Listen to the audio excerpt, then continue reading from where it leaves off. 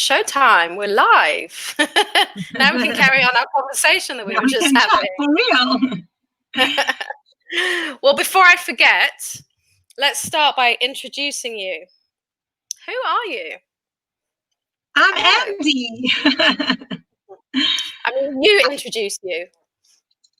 I'm Andi, and I'm a friend of Sarah's, and we are sharing a delicious. Well, I've got coffee. What are you drinking?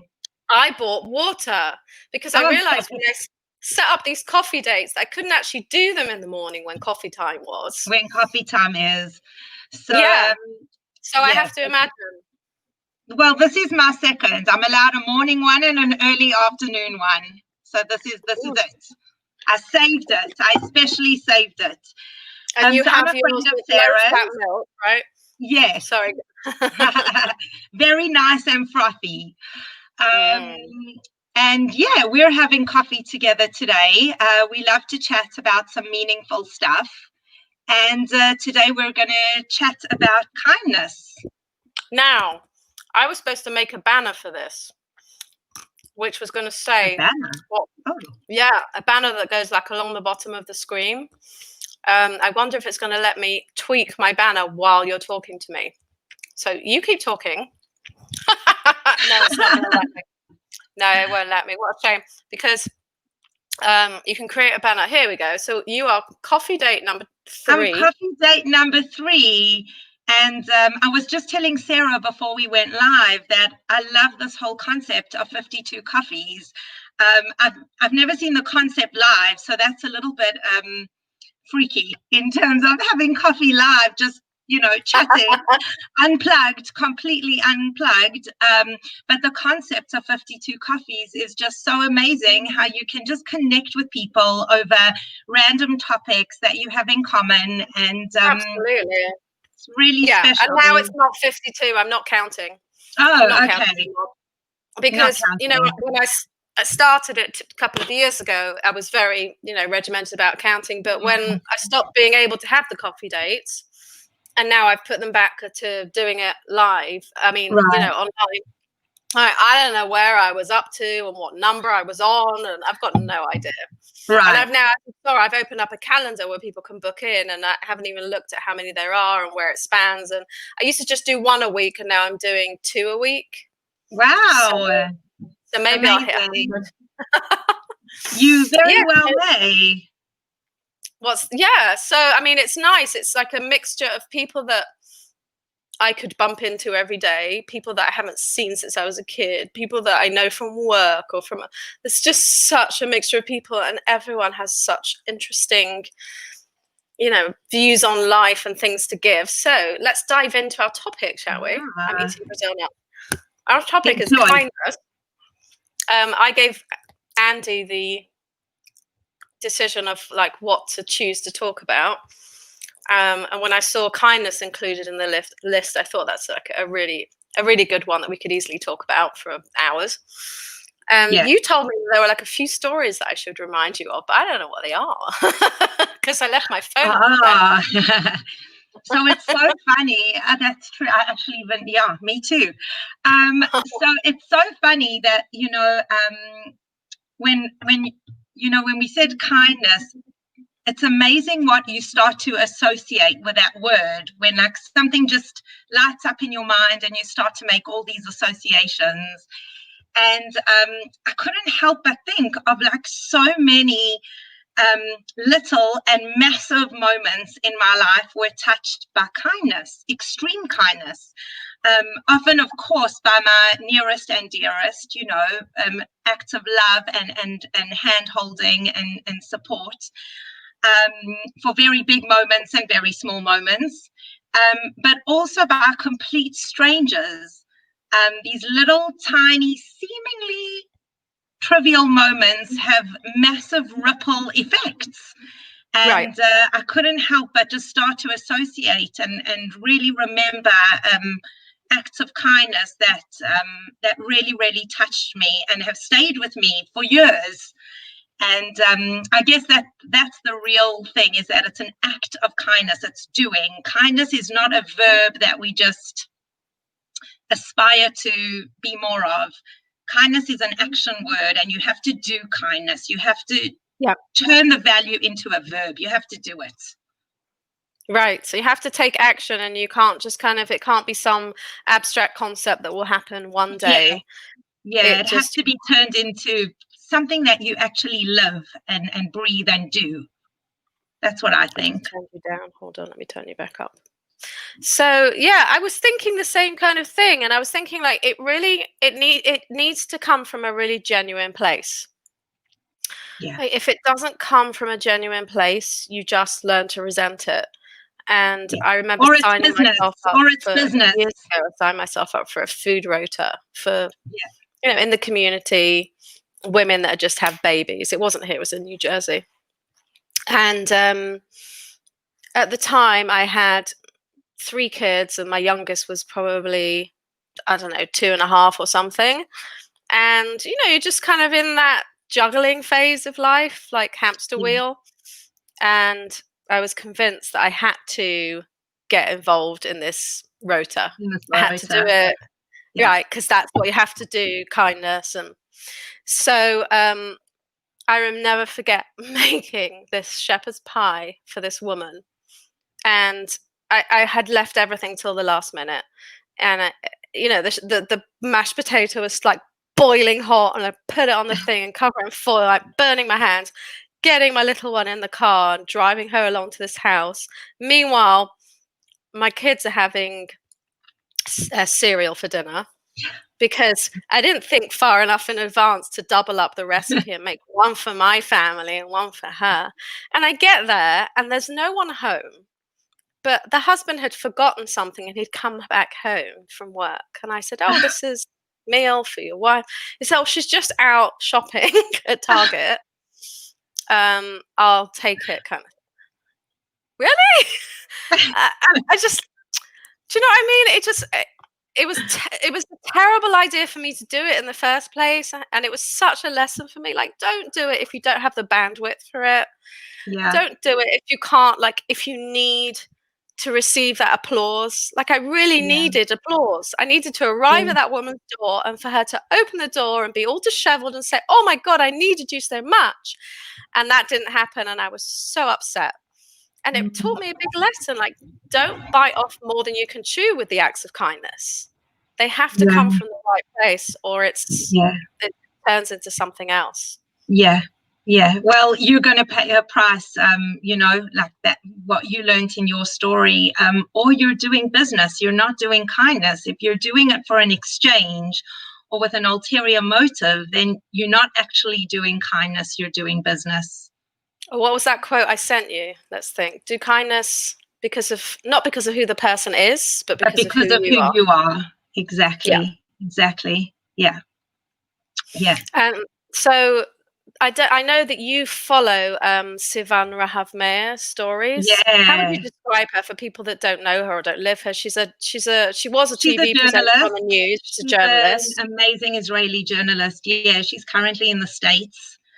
She shares beautiful daily. To come back here, but I think she's here at the moment. But she's there for work.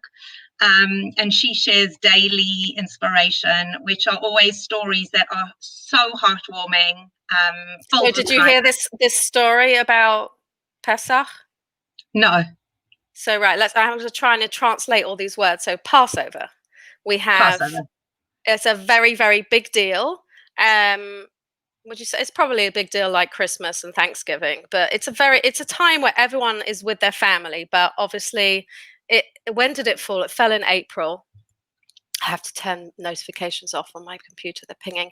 And lots of people found that they were going into Passover so what we do is we have an evening where we have a Seder night, which is retelling the story of our history of coming out of Egypt and when we were slaves. And it's a very, very big deal. There's lots of food, there's lots of customs, there's lots of singing and storytelling. It's a major family affair.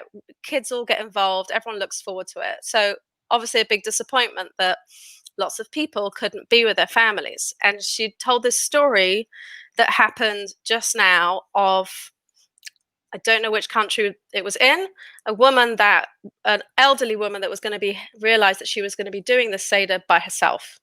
And her neighbor said to her, how about I bring my table towards the front door and leave the front door open so that you can join along with us. Now, I thought that was a beautiful story within itself, Yeah. but it gets so much more beautiful. Got goosebumps. So she brings her table towards the door, and he brings his, and they have Seder night together. And she loves it. So many of his customs are exactly the same as hers, and he sings all the tunes that she knows. Like sometimes you pick and choose tunes at the end, and some people skip some, but he didn't skip any of her favorites. Like everything, she had a wonderful time. And spoke to her son afterwards, like a few days later, and he asked how it went, and she told him like how amazing it was, like it was exactly like we do, just spot on. And he's like, now it makes sense.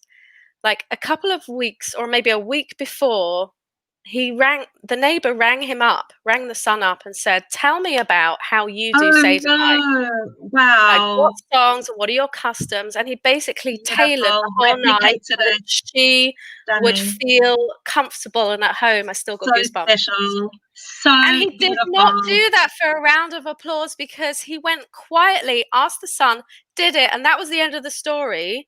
And it only became public through the woman. It was just incredible. So I love those moments. Beautiful. Right.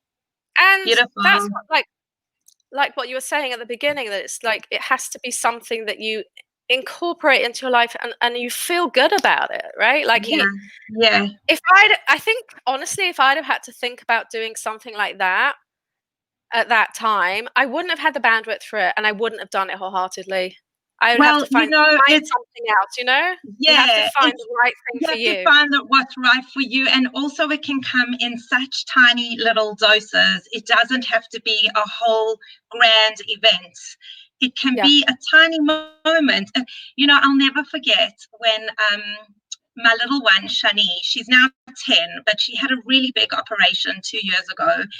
And my husband and I were in the pre-op area with her, and they obviously wouldn't even let us go into the theatre with her. So we basically had to say goodbye to her in this pre-op area. And you can imagine this massive, massive hospital, and just tons of surgical teams all around. And this little girl, you know, she was almost 8 at the time, very scared, very courageous, but very scared in this massive surgical bed. She was so tiny. And they're about to take her in, and they told us that it could be a long time. It's quite a complicated operation, and it could take a while. And my husband and I decided to walk next to her bed and bless her together before they wheeled her away from us. And we were about to bless her, and we put our hands over her head. And the head anaesthetist, together with the 4 surgical team, stop. So we stopped and we turned around and we were like, what are they doing here? Surely they're in surgery, because the nurses who come and take you to the surgery were waiting for us to finish blessing her, and they were very respectful and patient. And the team arrived and they said, we've come to just meet you again and just reassure you that we're going to take good care of her. But you're about to bless her, and we want to answer your prayer. We want to say amen to your blessing. So can you start again? And we will all answer amen. And that little moment, it took nothing. It was such a huge moment for us as parents. We said the blessing again, and all of the team around her said amen to our prayer. And it was such a moment of absolute thoughtfulness and kindness that was so unexpected and so meaningful to us. And I think they would be so shocked to see like how much, because for them it meant nothing, but like you say, it didn't take much. It's not like you know, the Seder night story that the guy had to go and learn all the different tunes, and this was something that was like really like over within a minute, so natural, but you'll never forget it. So thoughtful. So, and there are loads of those. There are loads of big moments of kindness, and there are loads of these little moments, and those little moments have ripple effects that you just have no idea how far-reaching those ripples are. And I think it's kind of addictive. Well, it feels good, and there's nothing wrong with Yeah. feeling good. There's nothing Well, wrong with that's the getting a thing. I wonderful was going to feeling. say, like, I had this story from the supermarket, and I wanted to discuss it with you because, like, I feel like there is a certain amount of ego involved, and I think, like, it's not something that I've ever told anyone, and it like happened last year. So, but it's just like a little example of like you say, something that you can just do so easily. It doesn't cost you any money, it doesn't take you any energy, and yet the other person is so grateful that you're just blown away. So Yeah. I was in the supermarket, there was a man behind me shopping. He'd bought a packet of broccoli, and the woman at the till was saying, "Oh, those are on special offer. If you buy 2 packets, you get it for don't know what." I think it was like buy one get one free. And it's hilarious. What happened to begin with was um, oh, I wonder if he's going to go and get. I'm so embarrassing. This was my initial thought. I wonder if he's going to go and get another packet. If he does, shall I ask him to get me one too? Right? And then in the next minute, I said something to him. He didn't hear me, and he assumed that I was giving him my packet. So now he's got 2 packets. And he was so grateful. I was so embarrassed. I didn't think of it first. He was so grateful, but like I actually hadn't and he kept thanking me the whole time. And I went and got myself another 2 packets. I was thinking, oh, why didn't it occur to me? It doesn't always. It doesn't always, and that's okay. I think kindness is like these moments that, like you say, I think it's just when your heart speaks first. There's no time to make cognitive decisions all the time. They don't always have to be so conscious. Sometimes it's your heart talking, you know? You don't have to be so deliberate and intentional. It's not like working on a goal where you really have to be strategic. Yeah, I don't think kindness should be strategic. I think it should just come from your heart so naturally and so without any ulterior motive, and just come. We don't have to be so strategic about it. So do you think that your kids have picked up on it? I think that kids see a lot more than we realize, and that kids model a lot of our actions without us having to say much. So when our kids see us dropping off a gift or calling a friend just to check if they're okay, or I don't know, taking your neighbor some flowers or fruit, or, you know, little acts of kindness, they see you doing it and you don't have to say anything, but they notice it and they model it by what they see and what they learn. And I also think that the whole world is moving to this kindness revolution almost of a lot of more compassion and empathy, especially now, you know, with this whole, we're in the same boat and the whole world is more connected than ever before, and, you know, try to find the goodness in people in difficult times. But I mean, even before a coronavirus, I went to a very interesting day at the IDC, which is, for those who are listening to our coffee chat, it's a very well-known, quite a prestigious university, a couple of minutes in the town next door to where we are. And they've got really good programs, business programs, political programs, psychology programs. And I went to an entire day there. It was a conference on caring organizations. And the entire topic was how to bring kindness and emotional intelligence and empathy and feeling into the workplace. It was fascinating. Wow. And they had companies like the Army, the IDF, the head of HR from the IDF, big corporates also like SodaStream, our Kupat Kholem, which is our national health national health system. Yeah. And they were talking, they had different speakers. It was really interesting. I was there from more of a corporate team coaching perspective on how to bring, you know, more emotions into our engagements at work. But they had these leaders talking about how they are transforming the workplace into more caring organizations. And it's a real thing. You know, organizations now having to have a social interest where they have to do volunteer work and they have to do things that are going to make the community better. And even, like I said, the army, the healthcare system. So it's really amazing to see it's not just on a one-on-one level, or like you said, with making food for someone who's just had a baby, like on a communal level, but even at an organizational level, there's the shift towards, at the end of the day, we're human beings, we're not human doings, and we have to be kind. We have to bring that real, genuine, authentic human connection and emotion into everything. And that's exactly what kindness is. It's that genuine care and compassion, and everyone's having a hard time. Even the people who look like they're having an easy time are very often having a very difficult day. And just a tiny word or act of kindness can make such a difference. Right. So, I mean, there's the words that we haven't. Why have I still got pinging on my computer? Hold on one sec.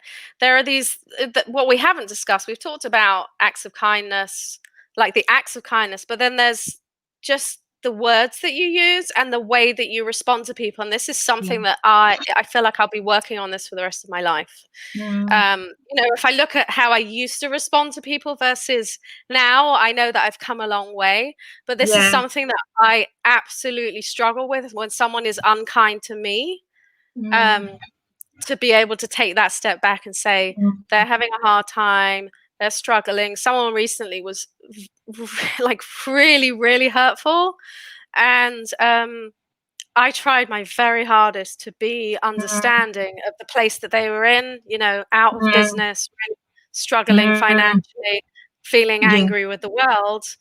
And that person was taking it out on me out of nowhere. And I kept trying to say to myself, just be kind and understand. But I feel like also what I'm still trying to figure out is, where's that point? Where's that boundary? I mean, maybe I know where the boundary is, and that's why this didn't go in a kind way. I felt like, for me, okay, now you've crossed that boundary. Now I don't feel like being kind to you anymore. Now I just don't want to. I feel like this conversation is now over. So how does that work for you? How do you figure all that out? So it's such a great question, because also it's taken me about 40 years as well to try to figure that out, and I'm still learning. But one thing that I really do know, and I'm practicing it a lot, I'm really trying to strengthen it, is being kind to myself. Okay. And that involves a lot of knowing what is important to me and making choices that are aligned with what matters most to me, and being kind to myself so that I can grow and develop. And a lot of the time, that's going to involve saying or doing things that other people may not necessarily expect, or may not necessarily even like. And one of my questions to ask myself is, am I being kind to myself? And is that kindness going to directly harm someone? I'm trying to strike this balance between looking inwards, but not only being so self-absorbed that I'm only doing what's right for me and best for me, but I'm managing this balance between being outward focused and inward focused. And as long as I can say to myself, I'm practicing self-kindness, I'm doing what feels true to me, but I'm not directly harming anyone. I'm not out to hurt somebody. So that, for me, I keep trying to, maintain that balance. And it's not always easy, because people, two people can look at the exact same situation and see it completely differently. And I think a lot of the kindness in terms of those boundaries and barriers is also about keeping communication very open and honest, and explaining yourself, even now, like working from home, trying to juggle the 3 children with their online school, everything has just been chaotic. And I really tried to develop for myself a healthy framework and structure where I could still do my learning and my coaching and my journaling and my workout and be with the kids and try create a healthy, almost balanced kind of framework. And often that would involve me being very almost rigid in terms of like, this is my precious 45 minutes now to do my workouts. And if I can't help you with your homework in that time, or I can't come bake with you in the kitchen at that time, then that is what I need to do for myself. And that is me giving to myself, looking after myself, making sure that I can love you and nurture you and give you everything you need. But I can't do it if I'm depleted and exhausted and frustrated.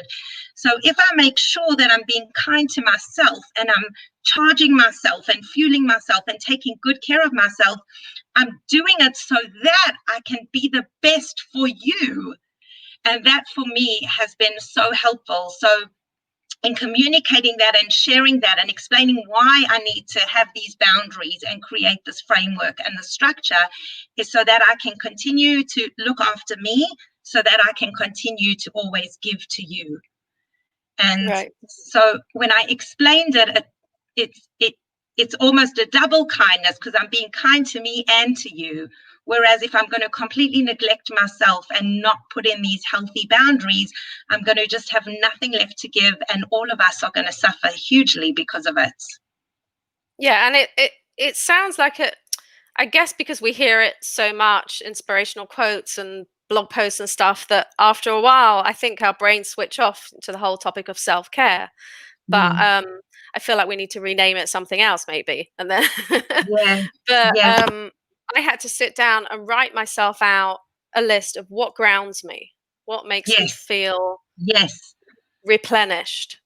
And I have that list. Well, it's so funny you say that. I want to hear what some of your things are on your list. I was going to say, I left my phone upstairs, but I have my notes on the computer, so I can tell you what grounds me, what makes me feel better. Because it's so interesting that you said you spend time doing that, because, you know, we often say that there's different elements to what makes us happy in our life.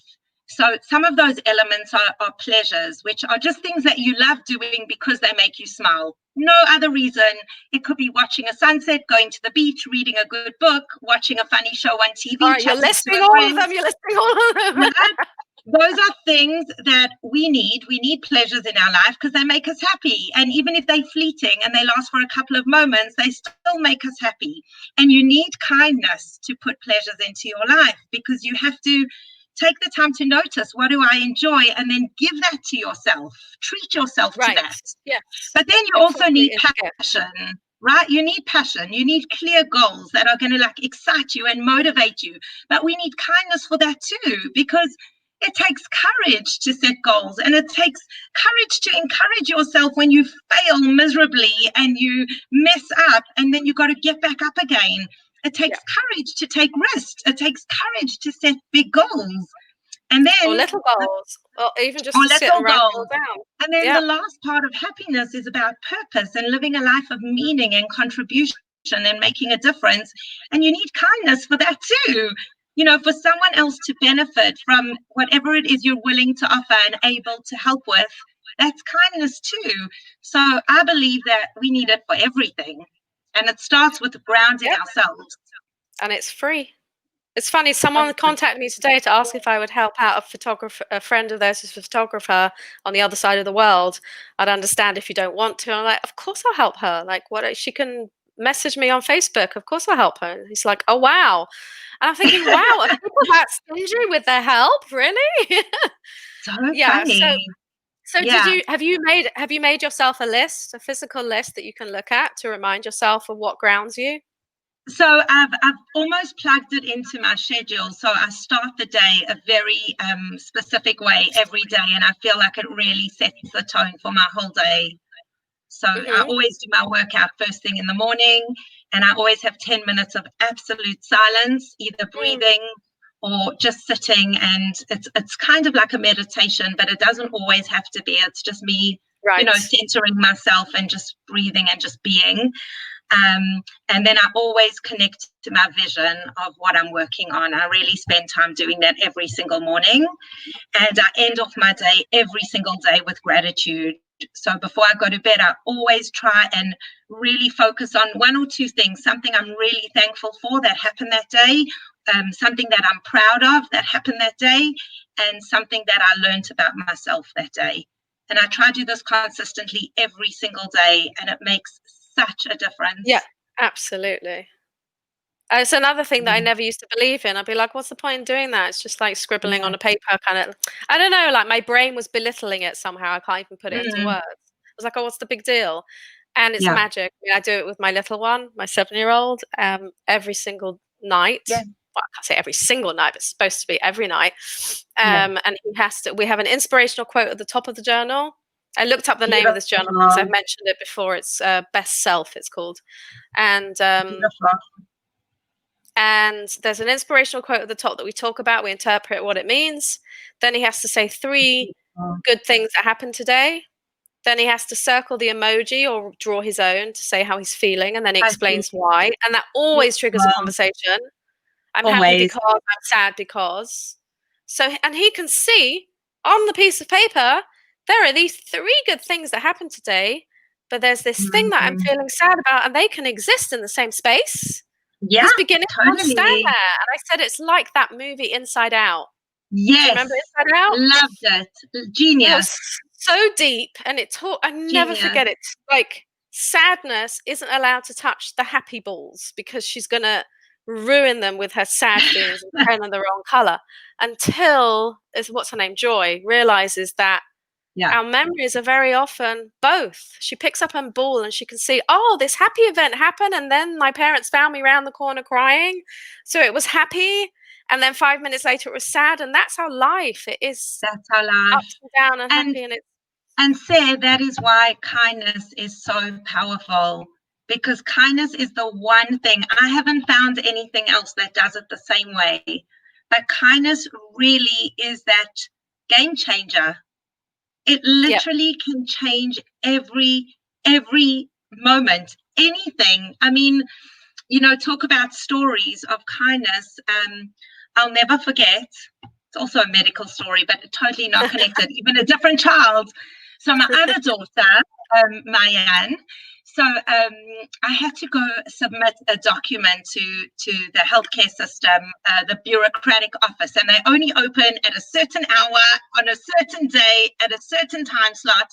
And I knew I couldn't do this. Yeah, and I couldn't do this thing online because it was such a massive thing, and I knew that online it would never work, and I have to go sit face to face with a person, and I knew I would be that annoying person who's going to be there for like an hour, and you don't want to be the one after me because I'm not just going to be 5 minutes. And so off I go with my massive file with 1 million documents in it, and I arrived there at 1 minute past the time that you can come. It was like 12, it was open till 12, and I got there at 12:01. And lo and behold, the door was locked and bolted. And nobody said anything, no matter what. And I just remember tears literally just building up. And I thought, like, the energy, the amount of energy that it took me to just get here today after everything I'm going through with this wad of papers. And I just sat there, like almost collapsed on the floor with this file and all the papers on top of me. And this woman comes past and she's munching on her sandwich, and she asks me very politely, what are you doing here? And I said, I came to go through all this paperwork, but I've missed the slot by like 1 minute. And I could see everything was dark, the lights were off, the door was bolted closed, and you could see was walking outside to have her lunch. So she said to me, what are some of your papers? What do you need? And I explained to her, and she said, come, up you get. And she opened, she took out her pocket, she opened her key, she took whatever she could. With her sandwich, you could see she was on her way out for lunch, and opened everything up and processed the whole thing for me. And I said to her afterwards, like, I actually don't have enough words or ways to thank you. I just have nothing to say to you, because you so did not need to do that. I just collapsed on the floor. I didn't think anyone was around, and I just parked myself there, probably willing to move in until the next shift opened. And she just went out of her way. And it is those little moments that it literally took me from devastation to gratitude in 5 seconds. Yes. That's how powerful kindness is. It's so funny because it's reminded me of a story which is also based around a hospital. What is it about hospital I've got stories? non-medical dramas too that involve loads of kindness. Don't worry. Well, we were in England for my niece's bat mitzvah, however many years ago it was. Maybe, how old is she? Wait, Annie's 15, 17. So 5 years ago. If my No, 4. My maths is so bad. Let's say 5 years, 4 years, something like that. And I wish we could edit this. Anyway, so long story short, my little one, he was either 2 or 3, something like that. He was probably 2. He'd had hives. Hives just suddenly broke out on Friday, and the Friday night was like the big dinner, and there was another one next day, and there was lots of speeches, and it was a big deal, and we were all very excited. And then he broke out in hives from head to toe. And I spoke to my doctor friend before Shabbat came in, and she just said, just keep an eye on them as long as they're going down and there's not lots of new ones. And then she said, but be careful. If his lips start turning blue, get yourself to the ER. Right. And so we had our Friday night service. We sat down, started with our chicken soup, and I can see his hives are getting worse. And he looked very hot. So I took his socks off, and his feet were blue. And I remember thinking, all right, now I have no idea. Like you've got certain experiences as a mother, and then at some point you're like, right, I'm actually out of my depth. I have no idea. I've never seen this before. It was horrendous. And is there a doctor in the house? Of course, this is a gathering of Jewish people. Of course, there's a doctor in the house, but there was actually only one. Anyway, this doctor, a friend of my brother's, I'd never met him before in my life. He said and I asked my husband to go to the hospital because I knew I could not hold it together and be strong and focus on anything. This doctor did not leave his side all through the night. Came with him, drove him to the hospital. I mean, we're tourists. We're not registered there. So he said, you're not going to be able to navigate an ER on a Friday night. You have no idea what you're doing. I'm coming with you. He missed his Friday night dinner and he's off duty, spent his whole Friday night in the hospital with us, followed up with us. He was above and beyond, and he didn't see it as a big deal. But like you said, I was like, words are so inadequate.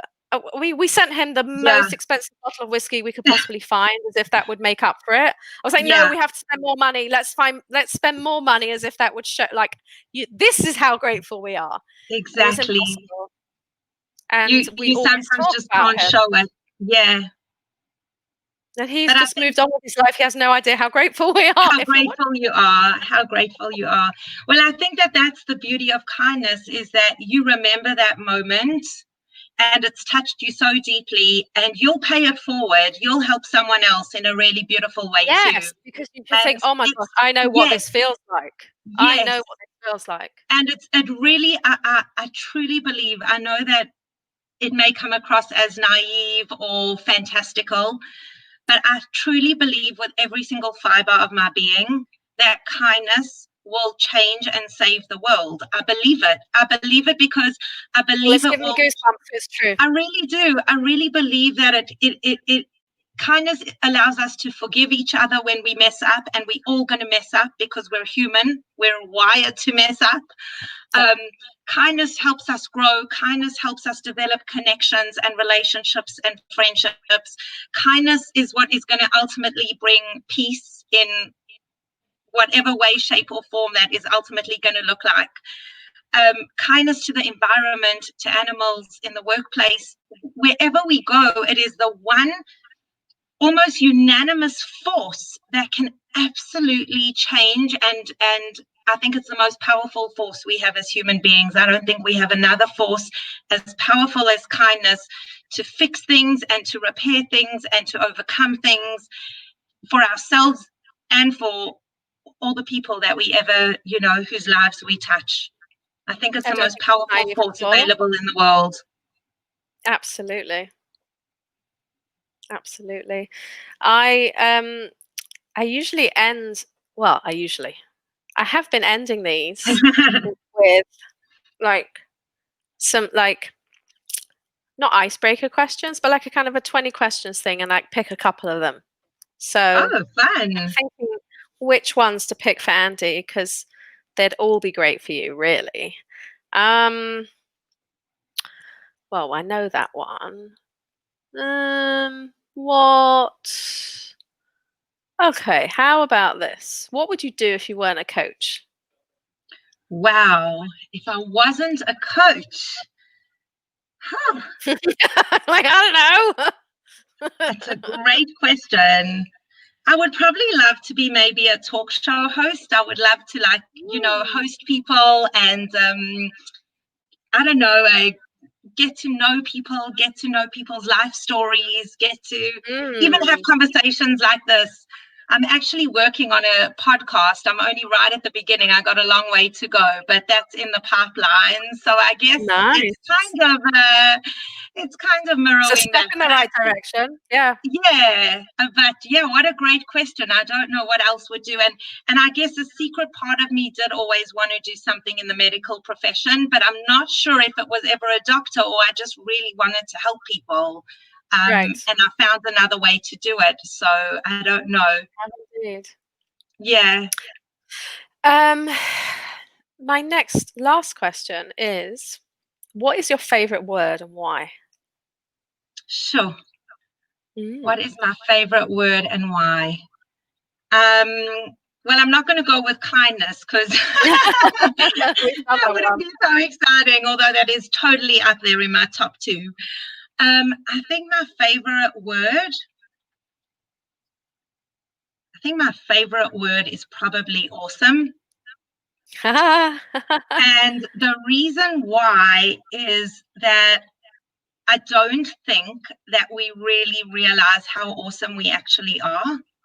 And I'm not talking about the casual way we throw around the word awesome today. That was totally awesome. That was fun. That was amazing. That was fabulous. I don't mean that awesome. I mean the awesome where you are filled with awe. Something is just awesome in that I don't believe we realize how powerful we are as human beings to make change. I don't think we realize how much of a difference we can really make to improve the world and add something of value to someone else's life. And I don't think we're aware of how miraculous things are in terms of even the things we just take for granted, whether it's nature or our bodies or the people in our lives. And so when I say awesome, I'm going back to Yeah. being in awe, to really saying when something is awesome, oh my goodness, there is a bigger picture out here. There is a plan beyond anything I could have possibly thought of. And that's true for the moments, those runway moments in our lives that we see coming from a mile away and we can prepare for and get ready and plan. And those are also true for those flash moments that just arrive unexpected, that we can't always predict. And they're very surprising and sometimes they're extremely painful. But I've learned through a lot of suffering that there is so much awe in ourselves, in what we're capable of, in what we can overcome, how strong we can be, the awe of other people in terms of their goodness, and the awe in Hashem and the incredible miracles that are around us, even the ones that are so unassuming and the ones that we just take for granted.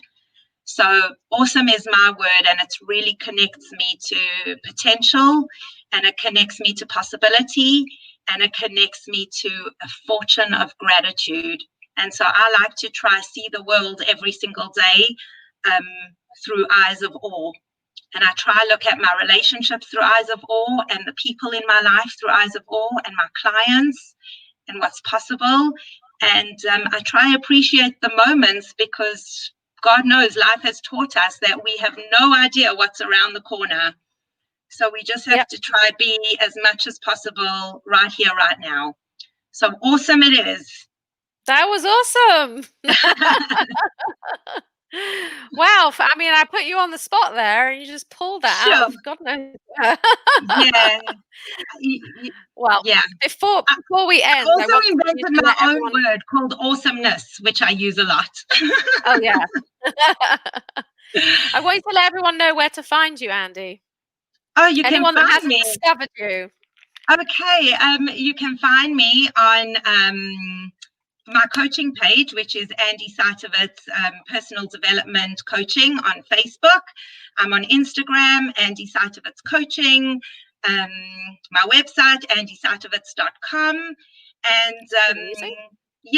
And just wanted to say thank you, Sarah, for inviting me to be your coffee date number 3. I was so excited about your invitation, and it's just awesome to chat to you about kindness, and what a great topic for us to share together. Well, we have to work our way. Next year, we have to do the next one on the list. The next one. You had a whole list of ideas, That whole right? list we thought of. Exactly. But this has been so darling. fun. Thank you. Kisses from afar. Mwah, mwah. Lots of love. Bye.